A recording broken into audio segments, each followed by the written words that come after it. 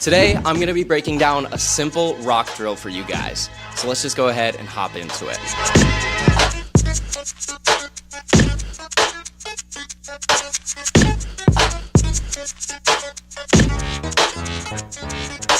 Now, before we get started, I just wanted to let you guys know that the full version of this video is actually linked at the top of this video's description. This clip that you're about to watch is actually just a small segment from that longer form video. And in that video, we dive deeper into the concepts that we're breaking down in this video, as well as break down even more patterns and even more drills that you guys can utilize for your personal practice. So if you're looking to dive a little bit deeper, I definitely recommend that you check out that first link in the top of this video's description, because we dive a little bit deeper into the concepts that we're breaking down today in this video. And with all that being said, let's just go ahead and hop into this simple rock drill.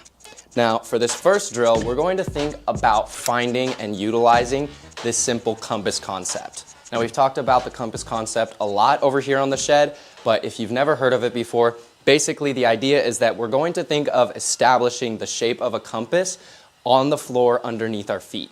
So basically what that means is we're going to take the shape of a compass with north, east, south, and west, and we're going to implant it on the floor underneath our feet. So we're going to imagine that we're standing in the middle of it, and we're going to imagine that we have north to the front, we have east to the right, we have south to the back, and we have west to the left. So north, east, south, west. Now we're going to utilize all four of those points for this drill. That's sort of going to work as like a diagram. It's going to give us some structure for this drill. So basically what we're going to think of doing is, for this first part of the drill, every time that we take a step, we're going to match our step with our rock. So if I take a step, I'm going to rock my body over the foot that just stepped. So if I step forward with my right foot, I'm going to rock my body over that foot. If I step to the side, same thing. And if I step to the back, same idea. Every time I take a step, I'm going to rock my body over the foot that is stepping. Even when we go to the left side. Boom, boom, boom. Same idea on both sides. So basically the pattern that we're going to be establishing is we're going to rock to the front, to the side, to the back, and to the side again. That's just the first half of the pattern. We rock front and side and back and side. That's north and east and south and east and. I'm just snapping to keep time. You don't have to snap. We're going to do the same exact thing on the left side. So we'll rock to the front, one, and left, and back, and left, and. Same thing, keeping my body over the foot that is stepping. We really want to think about utilizing our torso here, yeah? So we don't want these to be like super tiny micro rocks, and we don't want our steps to be super tiny either. We really want to think about utilizing our range and really getting these ideas deep into our body as we're practicing them, yeah? Think about speaking clearly with your movement and telling your brain exactly what it needs to do and what it needs to pay attention to with your movement, yeah? So, basically, to start it from the top, we're going to rock to the front with our right foot. We have 7, 8, we rock 1, and 2, and 3, and 4, and 5, and 6, and 7, and 8, and. Rocking over the foot every time that we step. Now we're going to find some different variations to this. We might speed it up and we might slow it down, but that is the base variation for this drill. So we rock 7, 8. 1, 2, 3, 4, 5, 6, 7, 8. 1, 2, 3, 4, 5, 6, 7, 8. Super simple, just mainly thinking about keeping the body rocking over the foot that is stepping, if that makes sense. Now that's the first variation of this pattern. The second variation is to sort of reverse that whole idea. Instead of rocking over or towards the foot that we're stepping, we're instead going to think about rocking away from the foot. So rocking in the opposite direction of the foot that is stepping. If I step to the front, I'm going to rock my body to the back. If I step to the right, I'm going to rock my body to the left.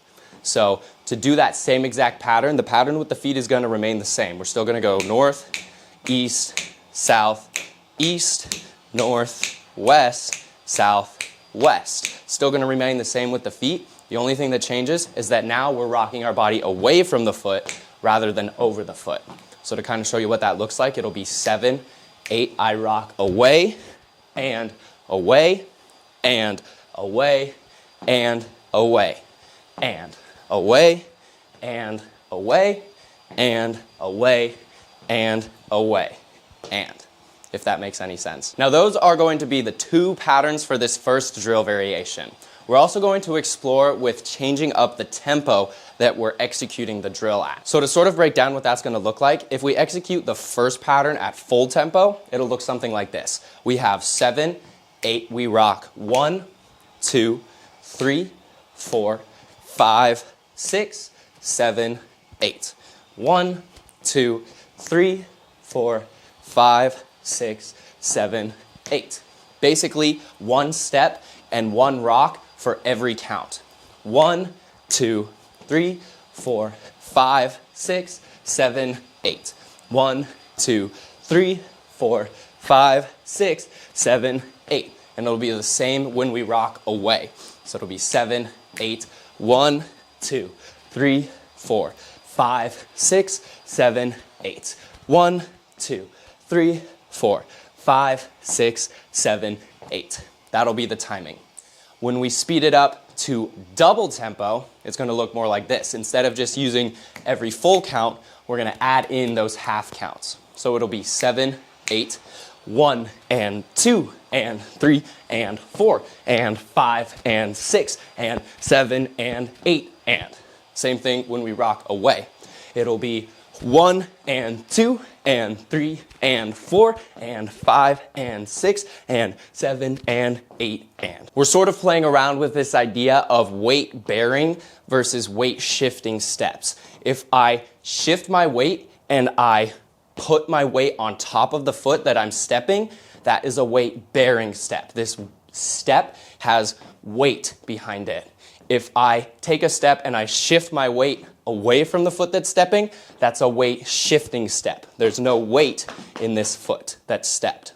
So we're kind of playing around with that idea. What we're going to do is we're going to take some time and we're going to explore this idea with some music. We're going to go from the weight bearing pattern straight into the weight shifting pattern. We'll start at full tempo, meaning we'll start at the slower tempo variation, and then we'll speed it up into that double tempo variation. Let's go ahead and give it a shot with some music.